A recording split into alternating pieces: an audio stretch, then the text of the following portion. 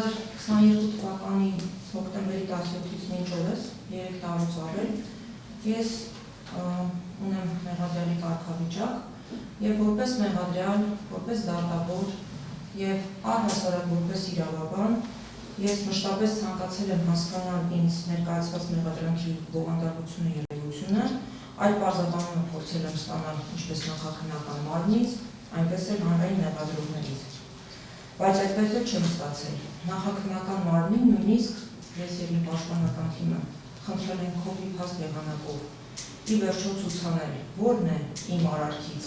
լիազորությունների անցում եւ որն է ակնհայտ անարդարդատական ակտ, բայց այդպես էլ նախաքննական մարմինը չի կատարել իր պարտականությունը։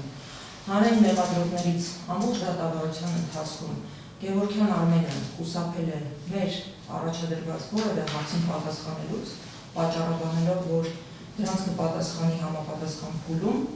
բայց համապատասխան փուլի ժամանակ անցել է այլ աշխատանքի, իսկ պարոն Մհերյանը մի քանի անգամ, եթե չեմ սխալվում, նշել է, որ մասնակից չի եղել այդ ամենին եւ իմ պատկերացման, իմ ընկալման եւս որևէ հարցի ըստ էության չի պատասխանել։ Դատավարության ընթացքում պատվարժան դատարան բազմաթիվ միջնորդություններ են ներկայացվել նաեւ ձեզ, որոնց մեծ մասը դուք մերժել եք, երկու հատիկ քննարկումներ, եթե չեմ սխալվում, պարոն Վարդանյանի եւ պարոն Մանուկյանի ներկայացված միջնորդությունները հետաձգել եք եւ ես լիահույս եմ, որ դրանց մանրամասն կանդրադառնա վերջնական դատական ակտում։ Ես որևէ հակապաստակ չեմ լսել իմ նկատմամբ իրականացված օպերատիվ հետախուզական միջոցառումների ապօրինի ունելու վերաբերյալ, լսել եմ միայն, որ քանի որ դատավորը Արղամանյան Դավիթը դա բավարարել է, ուրեմն որևէ խնդիր չկա։ Ես այլ բացատրություն չեմ լսել։ Ես որևէ իրավական ողջամիտ բացատրություն չեմ լսել նաև քննչական ենթակայության խախտման վերաբերյալ, իհարկե կներեք բացի Սմբոյի խարտյաշ ունքերից եւ հայրիկից պահած, չգիտեմ, հանրահայտ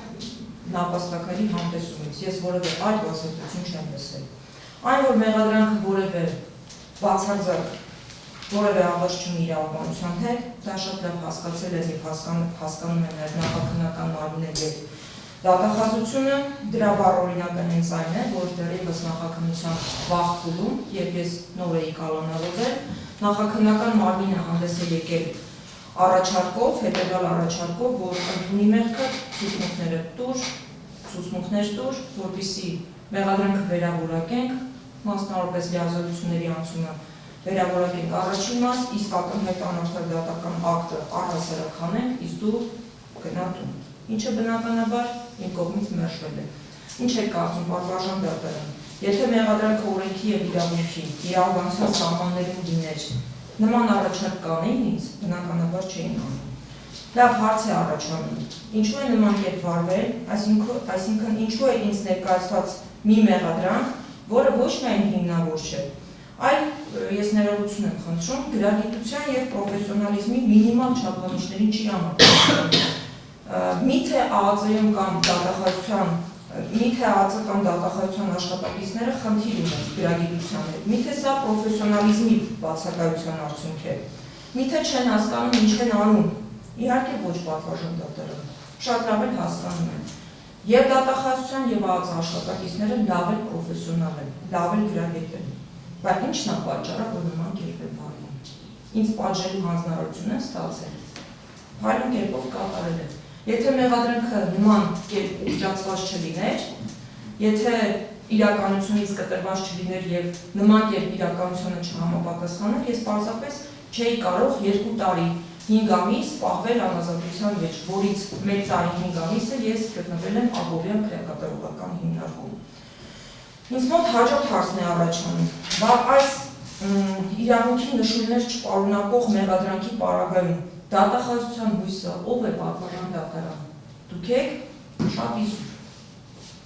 Ինչի պետք է օպերատիվ մարմինների, քննչական մարմինների, դատախազության, ոչ ճիշտ, ոչ գրագետ, ոչ պրոֆեսիոնալ, ապօրինի գործողությունների արդյունքում պատասխան տան ծանր բեռի տակ մտնեն մեր դատարանները, մեր դատավորները։ Ի վերջո սարատավոր պրակտիկան պետք է վերջ դրվի մեր հանրապետությունում։ Այդպես շատ էին ուզում ինձ դավի տալ, թող բարի լինեին, աշխատանք այնպես բարեխիղճ եւ օրենքին համապատասխան կատարել, որ այսքան խնդիրներ չառաջանար, բայց գործել են օրենքին ոչ համապատասխան եւ գործել են ոչ բարեխիղճ։ Պատվարժան դատարան, չգիտեմ կհավատաք թե ոչ, ամփոփում եմ ասածս, մի տեսակ ես նույնիսկ տխրել եմ, որ այս դատավարությունը մոտենում է ավարտին, որովհետեւ քիչ թե շատ ամեն պարագայում ես սովորել էի ձեզ եւ իմ մոտ վստահություն է առաջացել ձեր նկատմամբ, չնայած միշտ էլ եղել է այդ վստահությունը, որովհետեւ նախկինում եւս ես ձեզ ճանաչել եմ որպես դատախազ, մենք գործընկերներ ենք եղել։ Ամեն դեպքում ես ցանկանում եմ, որպեսզի ինչ լինում է, հենց այս դատական նիստերի դահլիճումը լավացվի եւ ինչպես դասականն է ասում, ինչ լինում է, թող միանգամից լինի։ Եթե անկեղծ լինեմ, ես այլ դատավորի տրամադրություն չունեմ պատվարժան դատարան։ Եվ վերջին ես պնդում եմ, որ որևէ քրեորեն հետապնդելի արարք չեմ կատարել, ես որևէ լիազորություն չեմ անցել։ Սերգեյ Գրիգորյանի լավի դիմաց ազատելու վերաբերյալ դատական ակտը եղել է ոչ միայն ակնհայտ անարդար, չի եղել ոչ միայն ակնհայտ անարդար, այլ եղել է ճիշտ հակառակը, եղել է ամենաարդար դատական ակտը։ Եվ ուրեմն ես, Էրիկ Ալեքսանյանը եւ Թամարա Պետրոսյանը պետք է արդարացվենք, որի կապակցությամբ ձեզ խնդրում եմ առաջնորդվել բացառապես օրենքով եւ իրավունքով եւ ինչի կապակցությամբ ձեզ պատվարժան դատարան մաղթում եմ ուժ, համարձակություն, իմաստություն եւ համբերություն։ Աստված պահպան բոլորիս։